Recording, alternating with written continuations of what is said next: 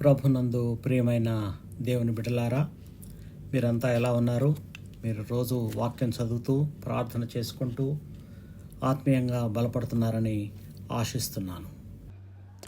ఈరోజు దేవుడు మనకిస్తున్న వాగ్దానం ప్రకటన గ్రంథం నుంచి 3వ అధ్యాయం 10వ వచనంలో చివరి భాగం అన్నమాట.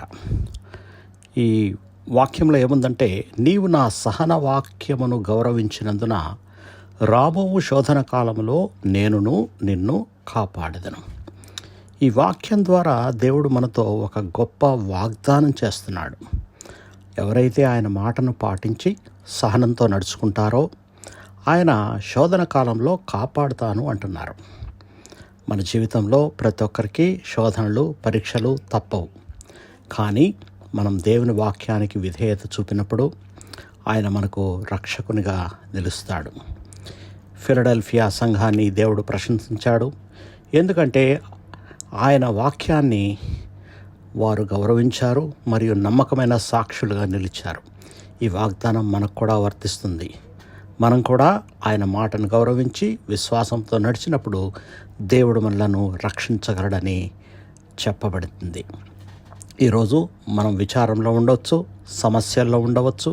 కానీ మనం ఆయన మీద ఆధారపడి ఆయన వాక్యాన్ని పాటిస్తే ఆయన మనలను శోధన కాలంలో రక్షిస్తాను అంటున్నాడు.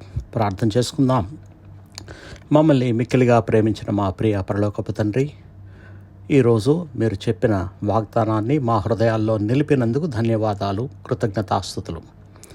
నీ వాక్యమును గౌరవిస్తూ సహనంతో నడిచినప్పుడు మీరు మమ్మల్ని శోధనల నుంచి తప్పకుండా కాపాడుతానని ఒక ధైర్యాన్ని మాకు ఇస్తున్నందుకు మీకు వందనాలు ప్రభువా.